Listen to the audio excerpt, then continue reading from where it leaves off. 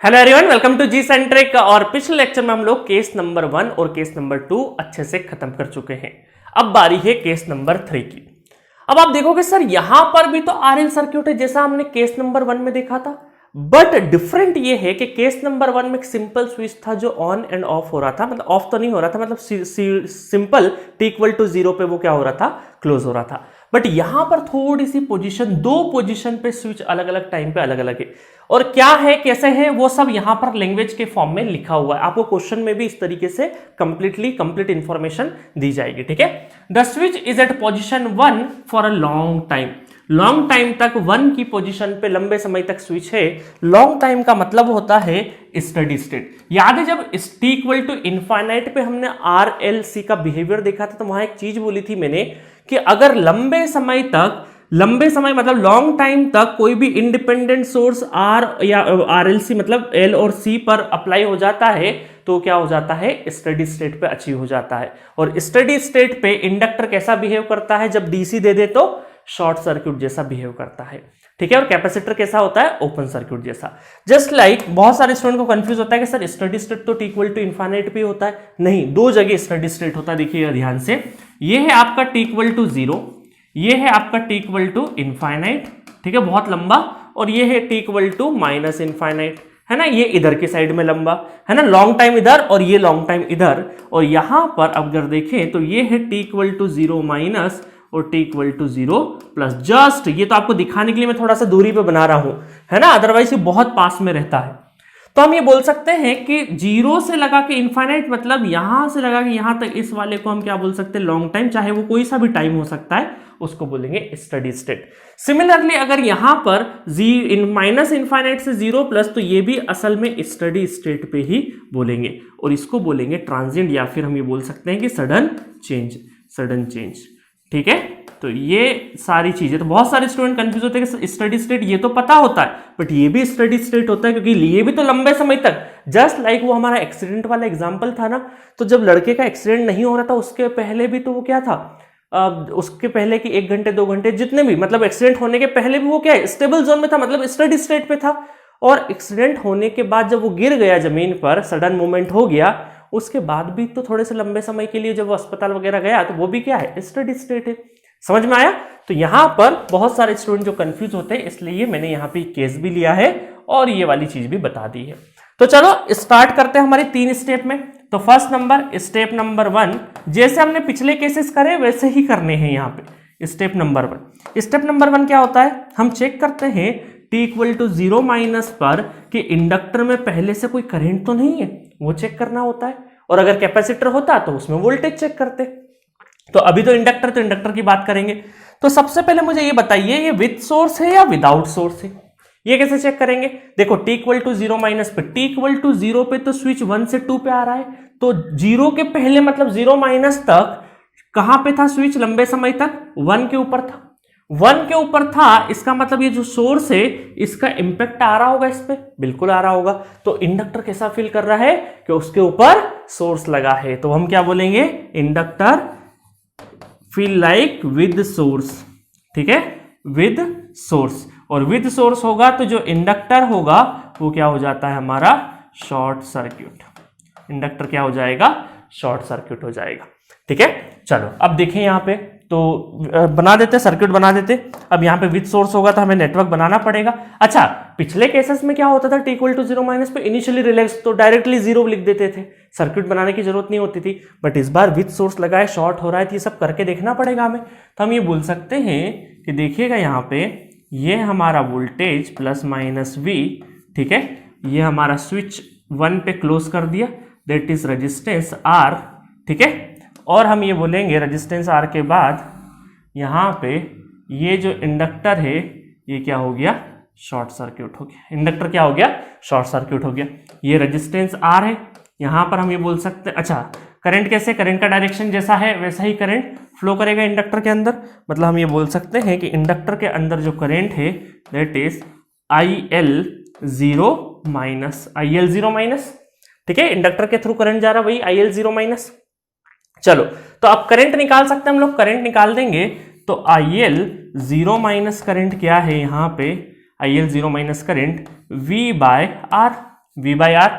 और हमें पता है अकॉर्डिंग टू डेफिनेशन कि inductor does not allow this sudden change of current, मतलब जो 0 पे था वही क्या रहेगा, 0 पे भी वही रहेगा। अब आप बोलोगे सर अभी तो t = 0 देख रहे तो प्लस क्यों लिख रहे हैं? ये प्लस इसलिए लिख रहे हैं क्योंकि ये इसकी प्रॉपर्टी है, इसलिए यही लिख देते हैं ताकि कंफ्यूजन नहीं हो। क्योंकि इंडक्टर क्या बोल रहा है, यही करंट हमारा 0 पे रहेगा, यही करंट हमारा 0 पे रहेगा। तो एक क्वांटिटी हमें अगली स्टेप की पहले ही पता चल जाती है यहां पे, ठीक है। तो चलो अब बाकी चीजों को लिखोगे क्या, देखो बहुत सारी बार क्या होता है गलती से स्टूडेंट ये सोचते हैं कि चलो हमें सॉरी हमें वोल्टेज निकालना है तो वोल्टेज VL 0 पे कितना होगा, VR 0 पे कितना होगा, ये सब चेक करने लग जाते। ये चेक नहीं करना है, हमें सिर्फ दो चीजें चेक करना है। t = 0 पे बार बार रिपीट करना हो, इंडक्टर के थ्रू करंट कितना है और कैपेसिटर के अक्रॉस वोल्टेज कितना है। बाकी और कोई पैरामीटर हमें चेक नहीं करना है, ठीक है, कोई पैरामीटर हमें चेक नहीं करना है। तो चलो अब हमारे पास क्या हो चुका है, करंट आ चुका है, इसको थोड़ा सा हाईलाइट वर्जन में लिख देते हैं, ठीक है। करंट आ चुका है, विथ सोर्स है हमारे पास, करंट आ गया है। चलो आगे बढ़े, स्टेप नंबर 1 हो गया। स्टेप नंबर 2 की तरफ चलते हैं, स्टेप नंबर 2 की तरफ। Step 2 that is t = 0 plus, t = 0 plus, t = 0 plus. देखो t = 0 प्लस पे क्या हो रहा है, t = 0 पे स्विच कहां मूव कर रहा है, 2 पे मूव कर रहा है। तो हम ये बोल सकते हैं कि हमें 2 पे, मतलब ये 2 वाले लाइन है ना, ये जो लाइन खींची है मैंने, कौन सी लाइन है ये, मैं लिख देता हूं यहाँ पे 2, नहीं तो कंफ्यूज मत हो, है ना। जैसे ये स्विच 2 पे चले जाएगा तो ये क्या वोल्टेज सोर्स रहेगा क्या सर्किट में, नहीं रहेगा, है ना। ये यहाँ पे इस तरीके से अटैच हो जाएगा। तो ये मैंने लिख दिया, कंफ्यूज नहीं होने तो सोचोगे कि सर वोल्टेज को शॉर्ट कर दिया, नहीं, वोल्टेज को मैं लिखने की जरूरत नहीं है क्योंकि वो सर्किट से बाहर हो गया है, क्योंकि उसका कनेक्टिविटी लूज हो गया, क्योंकि स्विच अब कहां पे है, 2 पे है, ठीक है। अब चलो यहाँ पे रेजिस्टेंस है।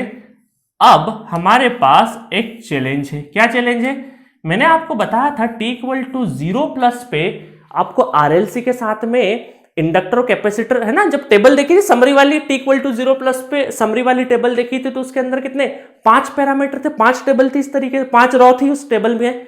तो इसका मतलब क्या है कि ऐसा इंडक्टर जिसमें पहले से करंट प्रेजेंट है, तो उसकी मॉडलिंग कैसे करते हैं t = 0 प्लस पे, कि इंडक्टर करंट 0 है, इसका मतलब सॉरी यहाँ पे इंडक्टर जो है वो t = 0 पे क्या है, ओपन सर्किट जैसा बिहेव करता है, और चूंकि इसके अंदर करंट है तो यहां पर हमें टेम्पररी करंट सोर्स भी लगाना पड़ेगा, जिसका डायरेक्शन वैसा ही रहेगा जो गिवन डायरेक्शन रहता है, डायरेक्शन में कंफ्यूज मत होना। और इसकी वैल्यू कितनी है, IL 0 प्लस कितना है, V/R, ये कितना हो जाएगा, V/R हो जाएगा करंट की वैल्यू, ठीक है। ये हमारा रेजिस्टेंस है, रेजिस्टेंस है। अब मुझे बताइए रेजिस्टेंस के अक्रॉस पोलरिटी अगर देखोगे तो करंट डिसाइड करता है, तो यही करंट इस तरीके से जा रहा होगा, यही करंट इस तरीके से जा रहा होगा, ठीक है। तो यहां पर ±VR 0 प्लस, ठीक है। और इस इंडक्टर के अक्रॉस हम ये बोल सकते हैं कि यहां पर ओपन सर्किट है, तो इन दो टर्मिनल के अक्रॉस वोल्टेज आएगा, तो ये वोल्टेज क्या कहलाएगा, VL 0 प्लस, ठीक है, समझ में आया। चलो तो अब हम क्या बोल सकते हैं, यहां से क्या क्या निकाला जा सकता है। तो सबसे पहली चीज कि IL 0 प्लस तो ऑलरेडी हमारा निकला है, क्या है, V/R, ये ऑलरेडी पहली स्टेप से निकल चुका था हमारा।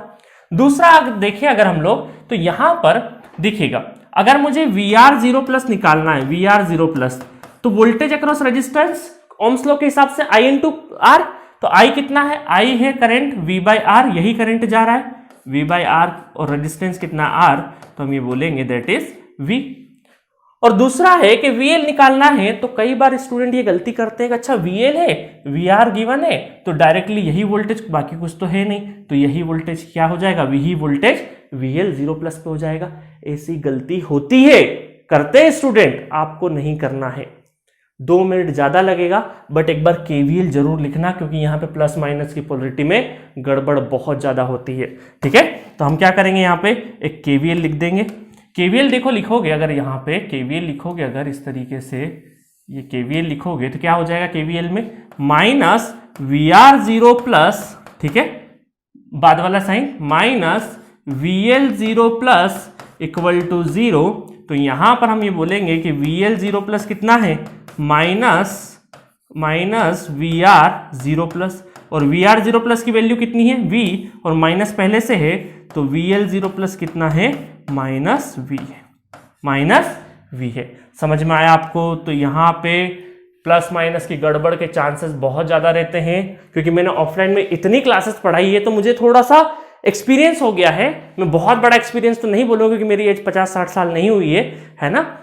हमेशा लर्निंग का, इंप्रूवमेंट का स्कोप हमेशा रहता है, इसलिए मैं अपने आप को हाईली एक्सपीरियंस नहीं बोल सकता। तो जितना भी मैंने देखा है, बहुत सारे बच्चों की ऑफलाइन क्लासेस में जब मैं कॉपी देखता हूँ तो वो यहाँ पर ये गलती कर देते हैं शॉर्टकट के चक्कर में। आपको KVL लिखना है, ये गलती नहीं हो जाए, क्योंकि एक गलती से एग्जाम में आपके 2 नंबर चले जा सकते हैं, और ये नेगेटिव मार्किंग वाला हुआ तो माइनस भी लेके चले जाएगा। ठीक है, चलो समझ में आ गया। और कोई पैरामीटर है क्या? VR, IL और VL तीनों निकल गए हमारे, जो तीनों पूछे थे। ठीक है, चलो अब आप बोल रहे होंगे सर W तो बनाई, आप W तो निकाल ही नहीं रहे हो, तो हम क्या करेंगे? एनर्जी क्या होता है? हाफ LI² होता है, करंट पे डिपेंड करेगा।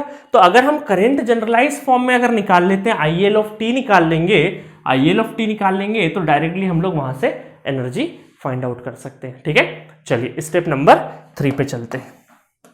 Step number 3, T equal to infinite, ठीक है। इनफाइनाइट पे मतलब फॉरएवर स्विच कहां रहेगा? 2 के इस लाइन में पढ़ते टाइम पे हमें लगा कि it is move to position 2 at T equal to 0। इसकी बात की कोई इंफॉर्मेशन गिवन है क्या? नहीं है। तो हम ये मान के चलेंगे फॉरएवर स्विच कहां पर? 2 पे लगा हुआ है। जब फॉरएवर स्विच 2 पे लगा हुआ है तो इंडक्टर के ऊपर कोई सोर्स है क्या? नहीं है, क्योंकि ये सोर्स तो पहले ही डिस्कनेक्ट हो गया। तो इसका मतलब जब स्विच 2 पे है तो इस इंडक्टर, क्योंकि ये तो क्या है? ये तो टेम्परेरी सोर्स है, इनफाइनाइट पे जाके तो खत्म हो जाएगा ना।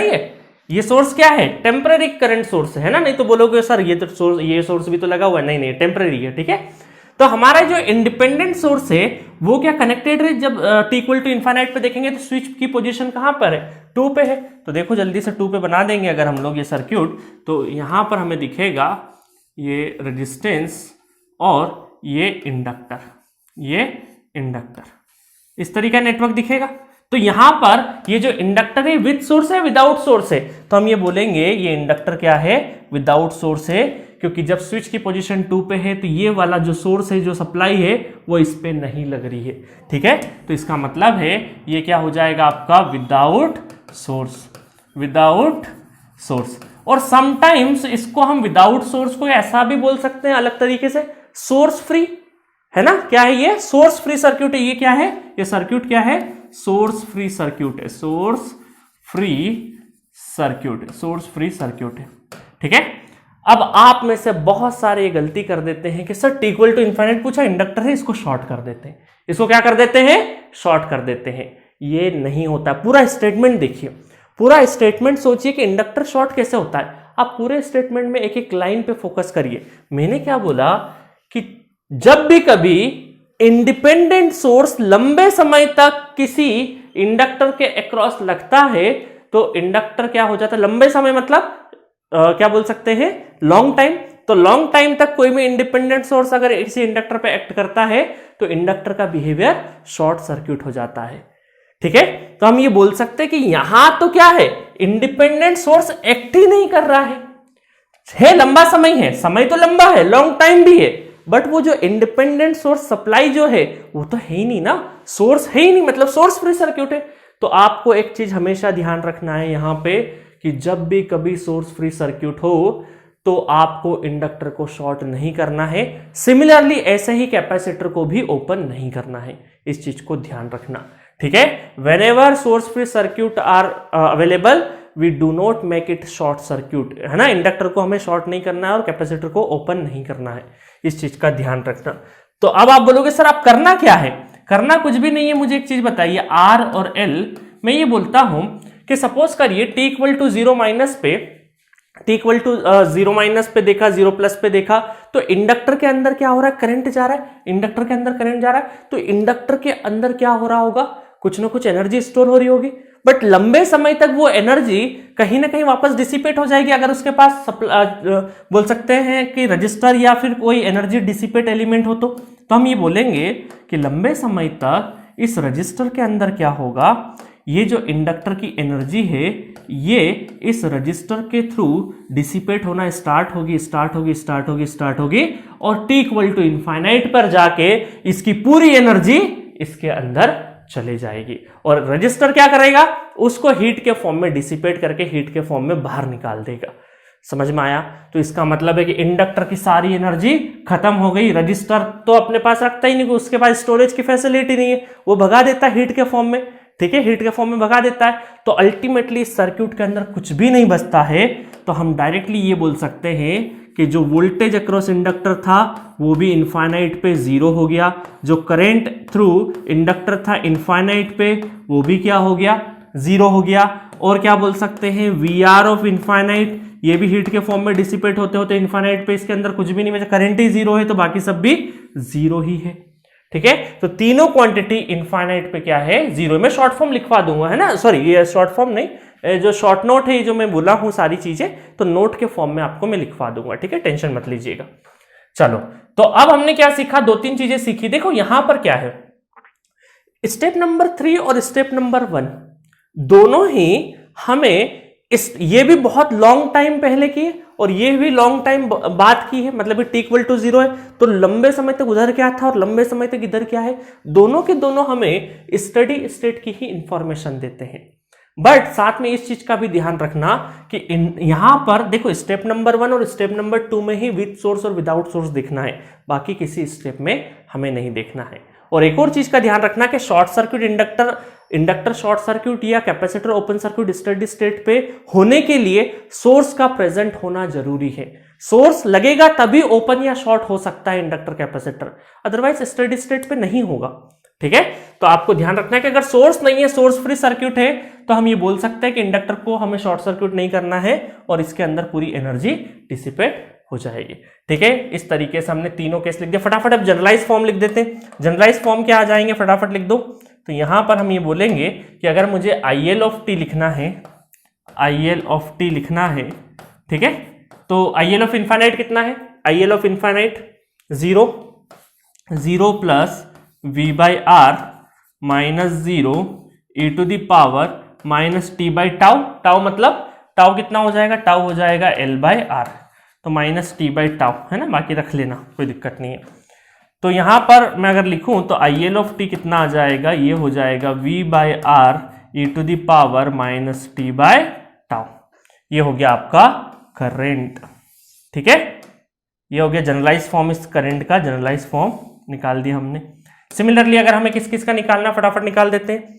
तो हमें निकालना IL निकाल लिया, VL निकाल लेते हैं। तो VL of T equal to infinite पे कितना है, इनफाइनाइट पे 0 प्लस ये कितना है, VL 0 प्लस पे कितना है, VL 0 प्लस पे माइनस V, है ना, इस चीज का ध्यान रखना, minus V minus 0 e to the power minus T by tau, है ना, और इसके आगे t greater than equal to 0 जरूर लगा लेना।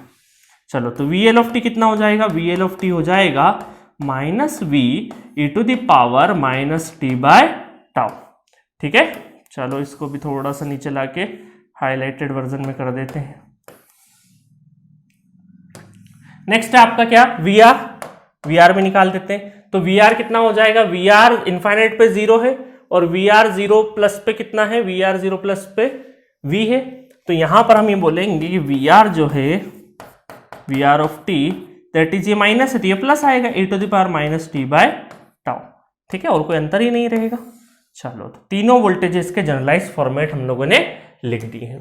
ठीक है, अब देखो यहां पर हम 2-3 एनर्जी निकालना है, हमें क्या निकालना है, एनर्जी निकाले अगर हम लोग, तो एनर्जी को यहां पे निकालते हैं। ठीक है, करंट है हमारे पास, एनर्जी निकालेंगे। तो एनर्जी क्या होता है, देखिएगा ध्यान से, है ना, एनर्जी निकालेंगे W of T equal to half LI IL of T का होल स्क्वायर। क्या है, होल स्क्वायर। ये हमारे पास एनर्जी है। तो हम यहां रखें, हमारे पास करंट अवेलेबल है, तो यहां पे एनर्जी भी आ जाएगा half L IL of T कितना है, V by R e to the power minus T by tau. तो इसका मतलब है कि यहां पर V by R e to the power minus T by tau का होल स्क्वायर। तो यहां पर इसको लिखेंगे तो ये आ जाएगा हमारा 1/2 L V square by R square e⁻²t/τ, है ना। अच्छा, मैं यहां से एक काम करता हूं, इसको मैं कॉपी पेस्ट कर देता हूं, ठीक है, और वापस से यही सारी चीजें लिख देता हूं अगर मैं, और यहां पर मैं क्या करता हूं, इस 2 को क्या मैं ऐसा लिख सकता हूं, τ/2, ये टाउ है, τ/2 लिख सकता हूं, है ना। लिखने का तरीका है, 2 तो ऊपर चले जाएगा वापस। तो आप कंपेयर करिए, ये है हमारे पास एनर्जी, क्या है ये, हमारे पास एनर्जी है, और ये है करंट, और ये है वोल्टेज। तो आप वोल्टेज और करंट का टाइम कांस्टेंट क्या है, टाउ है, बट एनर्जी का टाइम कांस्टेंट क्या है, τ/2 है। तो क्या हम ऐसा बोल सकते हैं कि नोट पॉइंट के तहत ये चीज लिख सकते हैं क्या, कि एनर्जी टाइम कांस्टेंट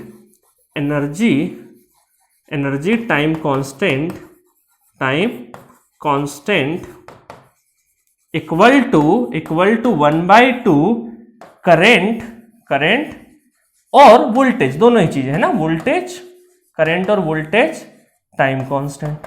तो ये कई बार आपको थ्योरेटिकल एग्जाम्स में, मतलब नॉन गेट एग्जामिनेशन में कई बार ये पॉइंट पूछा जाता है, ठीक है। तो आपको इस चीज का ध्यान रखना है, गेट में तो नहीं आएगा directly, but non GATE examination में आ सकता है, ठीक है। इसको थोड़ा सा उठा के इस साइड में कर देते हैं ताकि आपका नोट्स अच्छा दिखे। चलो, एनर्जी की बात हो गई। अब हम लोग थोड़ा सा ग्राफ भी प्लॉट कर सकते हैं। वैसे तो आपको ग्राफ प्लॉट करते आते हैं, तो मैं क्या कर देता हूं, ग्राफ भी प्लॉट करवा देता हूं, और 2 इंपॉर्टेंट पॉइंट भी लिखवा देता हूं। एक तो ये वाला लिखवा देता हूं, एक और चीज है, वो एक और नोट पॉइंट है, पहले मैं लिख देता हूं, उसके बाद उसको समझाता हूं, ठीक है। चलिए लिख देते हैं। चलिए, तो यहां पर 2 पॉइंट पढ़ते हैं हम लोग, नोट पॉइंट। तो note number 1, if any source is not present at t = infinite then do not make inductor short circuit. इस चीज का ध्यान रखना, ठीक है, ये ऑलरेडी एक्सप्लेन कर चुका हूं। नोट नंबर 2 इंपॉर्टेंट है, और ये बहुत ज्यादा डिटेल वर्जन में ये पॉइंट आपको पावर इलेक्ट्रॉनिक्स में समझ में आएगा, ठीक है। In a source free RL circuit, inductor loses its energy through the resistor। ये तो बात हमें पता है कि इंडक्टर अपनी सारी की सारी एनर्जी क्या है, रजिस्टर के थ्रू लूज कर जा रहा है। उसके बाद एक और चीज लिखी है, and voltage across inductor is opposite to the current flow through the inductor. अब देखिए, यहां पर आप इनके जनरलाइज एक्सप्रेशन अगर देखोगे तो वोल्टेज अक्रॉस इंडक्टर कितना आ रहा है, नेगेटिव साइन के साथ आ रहा है, माइनस में आ रहा है, और वो करंट क्या है आपका, पॉजिटिव है। अब मुझे एक चीज बताओ कि हमने जब शुरुआत में जब नेटवर्क थ्योरी वगैरह सीखा था, हमने देखा था कि जो डायरेक्शन अगर हमने एज्यूम किया है इंडक्टर, मतलब कोई भी करंट का डायरेक्शन अगर हमने एज्यूम किया है और फाइनली आंसर अगर पॉजिटिव में आता है, मतलब वो डायरेक्शन सही है। तो इसका मतलब है कि जनरलाइज इंडक्टर का डायरेक्शन हमारा पॉजिटिव आ रहा, मतलब सही है। बट यहां पर वोल्टेज जो है वो नेगेटिव आ रहा है। तो हमने शुरुआत में पोलरिटी कैसी एज्यूम करके चले थे, शुरुआत में अगर हम देखें तो हमने जो पोलरिटी एज्यूम की होगी वो ऐसे ही की होगी कि प्लस, है ना, यहां पे प्लस और माइनस, क्योंकि करंट के डायरेक्शन से हमने पोलरिटी एज्यूम करी होगी। बट इनका कहने का मतलब है कि जनरलाइज एक्सप्रेशन में क्या आ रहा है, माइनस में आ रहा है। इसका मतलब है कि फाइनली देखिए क्या होता है, इंडक्टर जब अपना इंडक्टर के अक्रॉस, आपको एक पॉइंट बता देता हूं, समझ में नहीं आए तो कोई बात नहीं है, पावर इलेक्ट्रॉनिक्स में बहुत अच्छे से कराया है मैंने। इंडक्टर क्या करता है, इंडक्टर के अंदर जब एनर्जी जाती है, करंट जा रहा है तो मतलब कि एनर्जी जा रही है। जब ये इंडक्टर पूरे तरीके से क्या हो जाता है, पूरी तरीके से चार्जअप हो जाता है, मतलब इसके अंदर पूरा पानी भर चुका है, मतलब वही बकेट वाला एग्जांपल है ना, पूरा पानी भर चुका, मतलब इसके अंदर पूरी एनर्जी स्टोर हो चुकी है, फुल हो चुका है ये। अब फुल होने के बाद ये क्या करता है, अपनी वोल्टेज की पोलरिटी को बदल देता है और करंट के डायरेक्शन को सेम रखता है। तो इसका मतलब हम ये बोल सकते हैं कि यहां पर आप देखोगे ध्यान से, यहां पे वैसे देखना, तो हम ये बोल सकते हैं कि माइनस और प्लस एक्चुअल में ये डायरेक्शन कर देता है वोल्टेज की रिवर्स, और करंट का डायरेक्शन जो ऐसा था वही करंट का डायरेक्शन इस तरीके से होके स्टडी स्टेट में चले जाता है, ठीक है।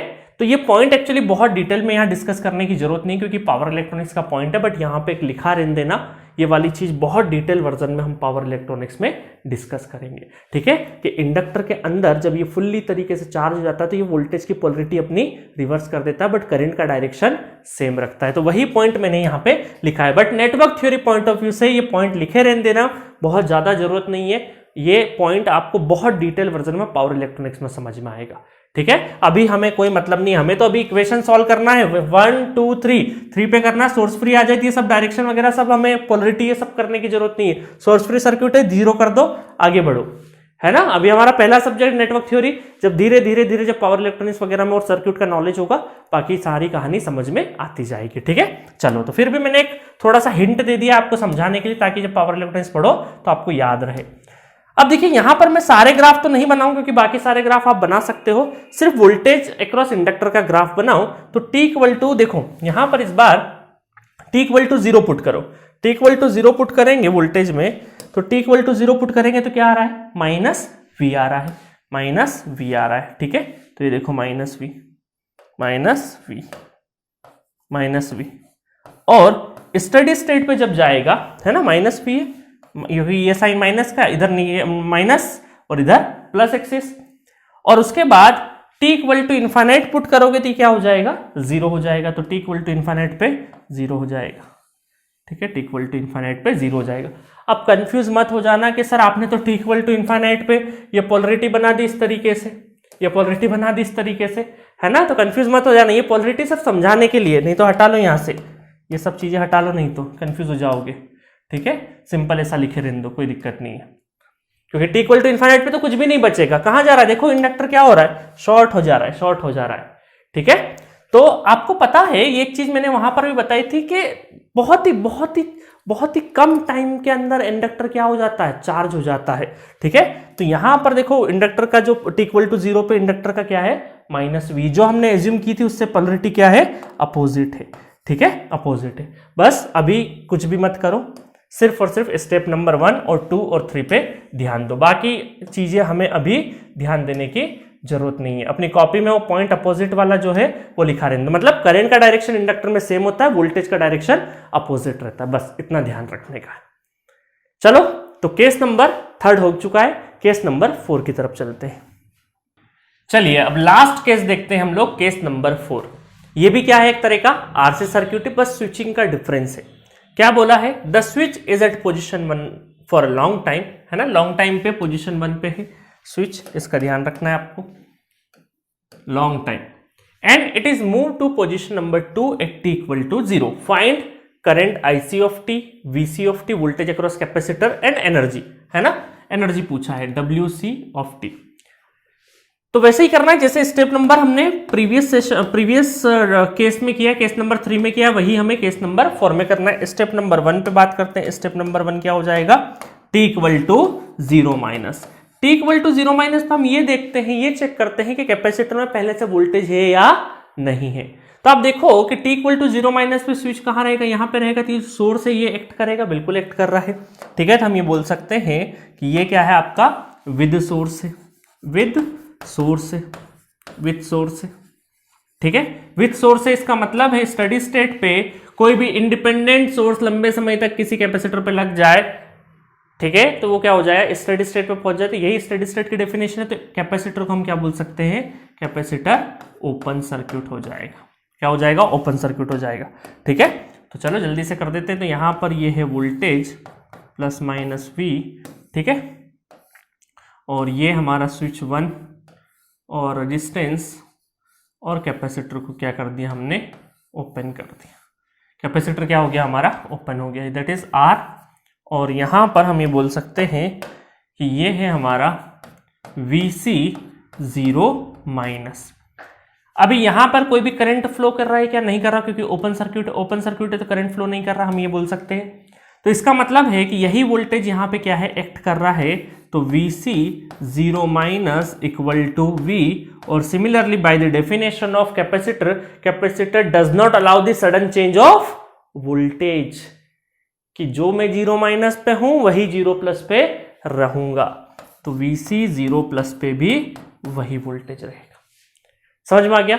और कोई पैरामीटर चेक करना है क्या, नहीं करना है हमें। t इक्वल टू 0 माइनस पे सिर्फ और सिर्फ यही देखना है कि कैपेसिटर में पहले से कोई वोल्टेज है या फिर नहीं है। बाकी करंट, वोल्टेज, रजिस्टर के अक्रॉस वोल्टेज, करंट, ये सब कुछ हमें नहीं देखना है। ठीक है, चलो अब सीधे स्टेप नंबर 2 पे चलते हैं। स्टेप नंबर 2 पे चलते हैं फटाफट। तो स्टेप नंबर 2 मतलब कि t equal to 0 plus t equal to 0 plus. तो t इक्वल टू 0 प्लस पे स्विच कहाँ चले जाएगा, 2 पे चले जाएगा। तो सर्किट कुछ इस तरीके से बना सकते हैं, ये सर्किट बना दिया हमने, ठीक है, और इसको 2 मान लेते हैं ना, ये ताकि कंफ्यूज नहीं हो जाए। It is resistance. और अब हमें कैपेसिटर के अक्रॉस वोल्टेज क्या है, 0 है, और t इक्वल टू 0 प्लस पे कैपेसिटर में पहले से अगर वोल्टेज प्रेजेंट है तो यहां पर क्या हो जाता है, पोलरिटी। अब पोलरिटी यहां गिवन नहीं है तो मैं आपको गिवन दे देता हूं, प्लस माइनस सपोज करो इस तरीके से गिवन है। तो हम यहां पर जो पोलरिटी गिवन रहेगी क्वेश्चन में उसी के हिसाब से वोल्टेज भी और साथ में एक शॉर्ट सर्क्यूट एक्ट कर देंगे यहां पे, ठीक है, शॉर्ट सर्किट बना देंगे। शॉर्ट सर्किट के सीरीज में क्या लगा देंगे, टेम्पररी वोल्टेज सोर्स लगा देंगे, टेम्पररी वोल्टेज सोर्स लगा देंगे। अब आप यहां से देखो कि करंट का जो डायरेक्शन है, जो डायरेक्शन यही रहेगा वही यहां पे करंट का डायरेक्शन रहेगा। तो हम ये बोल सकते हैं ये है हमारा रेजिस्टेंस R,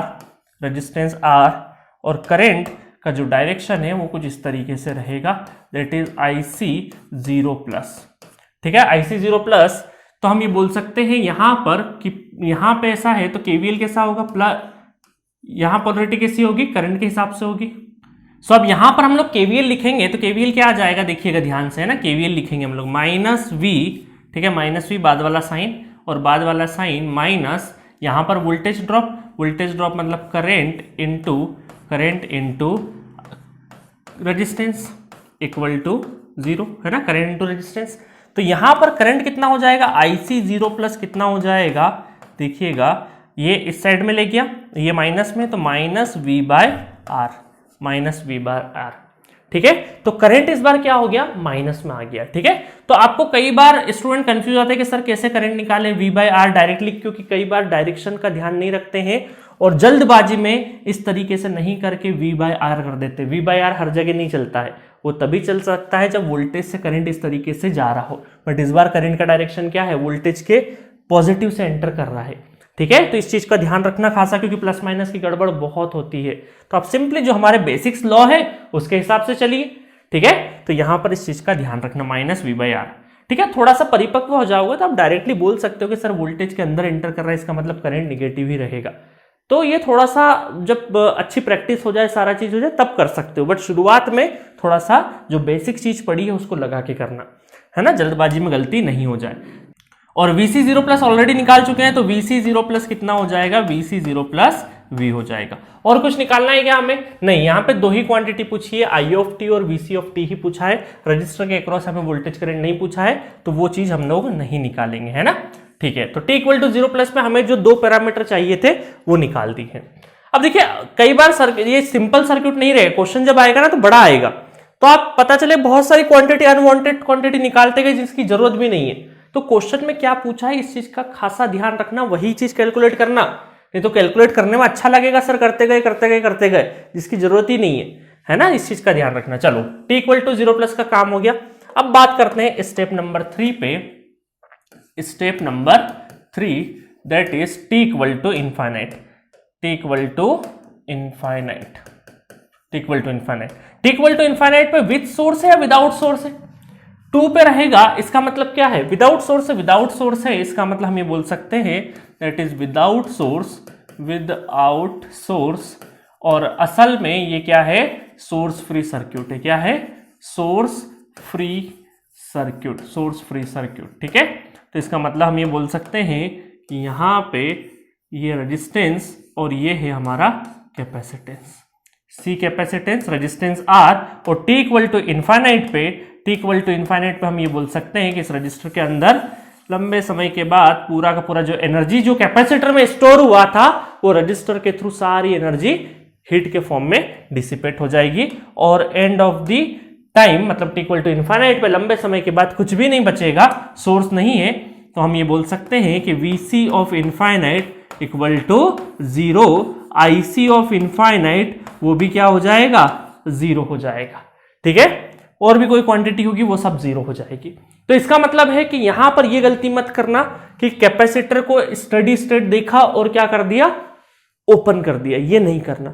ये तभी होगा जब आपका सोर्स भी प्रेजेंट हो, देखो यहां पे सोर्स प्रेजेंट था तो हमने किया, बिल्कुल बाकायदे किया, बट यहां पे सोर्स प्रेजेंट नहीं था, दोनों स्टडी स्टेट को ही बोल रहे हैं, है ना, दोनों ही दोनों इंडिकेशन किसको दे रहे हैं हमें, स्टडी स्टेट, टाइम तो स्टडी स्टेट है, बट इधर विथ सोर्स है तो हमने ओपन शॉर्ट का हमारा जो भी था वो हमने अप्लाई किया, बट यहां पर सोर्स नहीं है, इस वजह से कैपेसिटर को हम लोग यहां पे ओपन नहीं करेंगे, है ना, जस्ट लाइक इंडक्टर।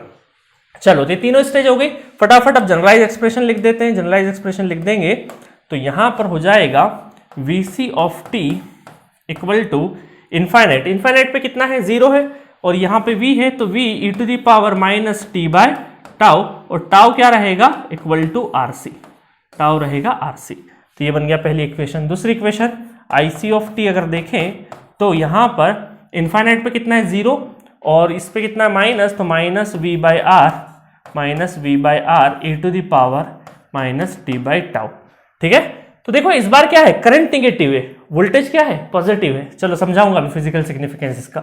एनर्जी की बात करें तो energy WC of T half CV square, तो half C V of T का होल स्क्वायर, इसका होल स्क्वायर मतलब V square e to the power minus T by tau by 2, ठीक है, समझ में आ गया। तो यहां पर भी एनर्जी टाइम कांस्टेंट क्या है, हाफ है, किससे, करंट और वोल्टेज के टाइम कांस्टेंट से। तो ये तीनों एक्सप्रेशन आपको ध्यान रखना है, तीनों एक्सप्रेशन ध्यान रखना है, ठीक है। ओ गलती होगी, चलो ये हो गया सेकेंड, ठीक है, और थर्ड, ठीक है। चलो अच्छा, और साथ में इस चीज का ध्यान रखना, ऑब्जेक्टिव में तो नहीं, कन्वेंशनल में कि t greater than equal to 0 लगाना जरूरी है, नहीं तो नंबर कट जाता है कन्वेंशनल में, ठीक है। तो इस तरीके से हमारे तीनों एक्सप्रेशन आ गई है। तो हमने चारों केसेस बहुत अच्छे से देख लिए। अब मैं 2 नोट पॉइंट लिखवा देता हूं, एक तो इसके रिस्पेक्ट में लिखवा देता हूं, और ये वोल्टेज निगेटिव अपोजिट क्या है, देखो इस बार क्या है, करंट अपोजिट है। इसका मतलब क्या है कि देखो कैपेसिटर में क्या होगा, कैपेसिटर जब फुल्ली चार्ज हो जाएगा ना और वापस डिस्चार्ज होने के लिए करे, देखो जब भी ये फुल्ली चार्ज हो जाएगा तो उसके बाद वोल्टेज क्या रहेगा, वोल्टेज सेम रहेगा, बट जब डिस्चार्ज होगा तो करंट का डायरेक्शन क्या हो जाएगा, रिवर्स हो जाएगा। करंट रिवर्स हो रहा है, मतलब हमारा इंडक्टर डिस्चार्ज हो रहा था तब वहां पर वोल्टेज की पोलरिटी रिवर्स हो रही थी, और इंडक्टर जो कैपेसिटर है वो अगर जब डिस्चार्ज होगा तो वहां पर करंट का पोलरिटी रिवर्स हो रहा है, ठीक है। तो ये दोनों चीजें अभी सिर्फ और सिर्फ टीजर टाइप देखो, यहां पे सुन लो और दिमाग में रख लो। ये जब मैं पावर इलेक्ट्रॉनिक्स पढ़ाऊंगा तो बहुत ही डिटेल वर्जन में मैंने पढ़ा दिया है। पावर इलेक्ट्रॉनिक जी सेंटर एप्लीकेशन पे जाके पावर इलेक्ट्रॉनिक्स सर्च करना, बहुत ही अलग लेवल पे चीजें डिस्कस करी है वहां पे।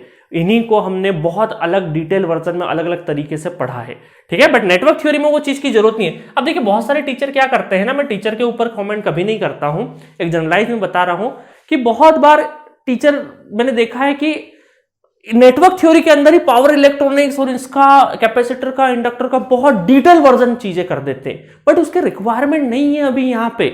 क्योंकि यहाँ पे ये मान के चलो जो स्टूडेंट पढ़ रहा है वो अभी पहला सब्जेक्ट पढ़ रहा है अपनी तैयारी का, नेटवर्क थ्योरी पहला या दूसरा मान लो, कभी किसी ने डिजिटल पहले स्टार्ट कर दिया, सिग्नल पहला स्टार्ट कर दिया, दूसरा या तीसरा सब्जेक्ट है, तो यहां पर उसका जो दिमाग की परिपक्वता है वो कम है।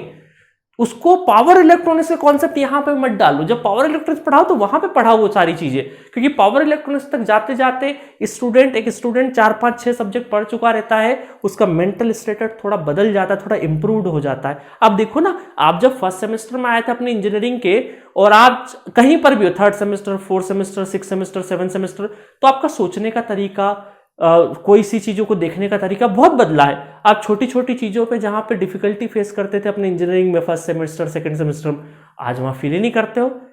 फर्स्ट सेमेस्टर, सेकंड सेमेस्टर में असाइनमेंट बनाते थे फैकल्टी के डर से, बट अब कोई डर ही नहीं है, असाइनमेंट बनाते ही नहीं हो।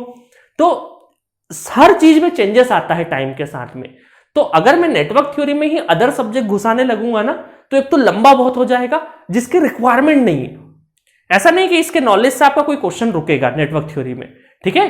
तो क्वेश्चन कोई भी नहीं रहेगा, क्वेश्चन सारे बनेंगे। जब सारे क्वेश्चन बन रहे हैं तो क्यों अननेसेसरी दूसरे सब्जेक्ट घुसा रहे हो? क्योंकि नेटवर्क थ्योरी तो सभी टीचर ये तो बोलते हैं ना कि नेटवर्क थ्योरी तो हर सब्जेक्ट में लगता है, नेटवर्क थ्योरी तो हर सब्जेक्ट में लगता है।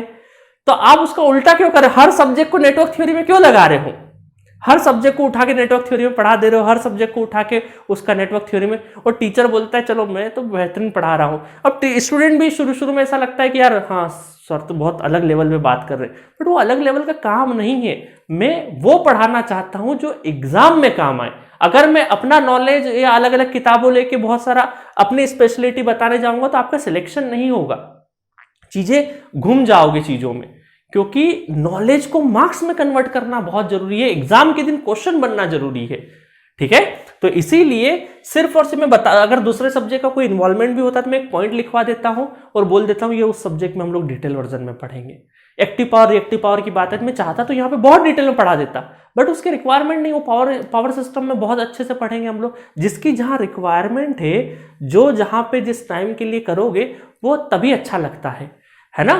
तो इस चीज का खासा ध्यान रखना, क्योंकि क्या होता है कि अच्छा कंटेंट अभी अच्छे कंटेंट के चक्कर में वो बहुत सारा खिचड़ी पका देते हैं जिसका कोई मतलब नहीं है एंड ऑफ द डे।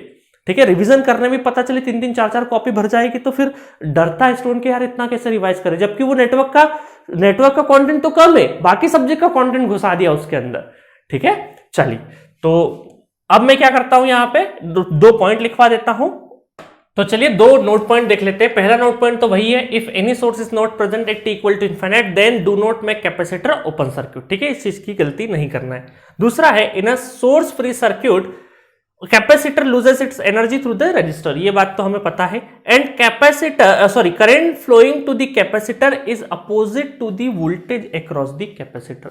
मतलब हम ये बोल सकते हैं कि यहां पर देखो वोल्टेज तो क्या है आपका पॉजिटिव है, करंट क्या है आपका निगेटिव है। निगेटिव का मतलब है कि अपोजिट फ्लो हो रहा है।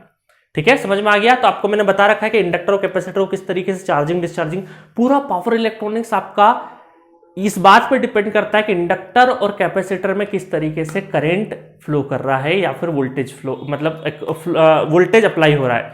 मींस कैपेसिटर और इंडक्टर की एनर्जी का जो एक्सचेंज है वही सब पूरा पावर इलेक्ट्रॉनिक्स में हम लोग पढ़ते हैं सारे सर्क्यूट्स में। ठीक है, चलो तो इस तरीके से मैं ग्राफ किसका बना देता हूं, करंट का बना देता हूं। तो t इक्वल टू 0 पे देखो तो -v/r और t इक्वल टू इनफिनिट पे 0, तो हम ये बोलेंगे कि करंट t इक्वल टू 0 पे हम ये बोलेंगे कि यहाँ पे -v/r और फिर एक्सपोनेंशियल और t इक्वल टू इनफिनिट पे 0। ठीक है, इस तरीके से करंट का ग्राफ, बाकी ग्राफ की जरूरत नहीं है। तो एट दिस पॉइंट ये लेक्चर फिनिश होता है और अब हमने इस लेक्चर में थर्ड केस और फोर्थ केस को भी खत्म कर दिया है। उसके पहले वाले लेक्चर में केस नंबर 1 और केस नंबर 2 को भी फिनिश कर दिया है। ये चारों केसेस की प्रैक्टिस कम से कम 4 बार आपको करना है घर पे, उसके बाद ही आगे बढ़ना है। ठीक है, नेक्स्ट लेक्चर में मैं क्या करूंगा, इन चारों केस में जो जो हमने किया है उसका एक समरी ड्रॉ कर दूंगा और उसके बाद हम स्टार्ट करेंगे क्वेश्चन सीरीज। अब थ्योरी कुछ भी एक्स्ट्रा नहीं है। Okay, thank you.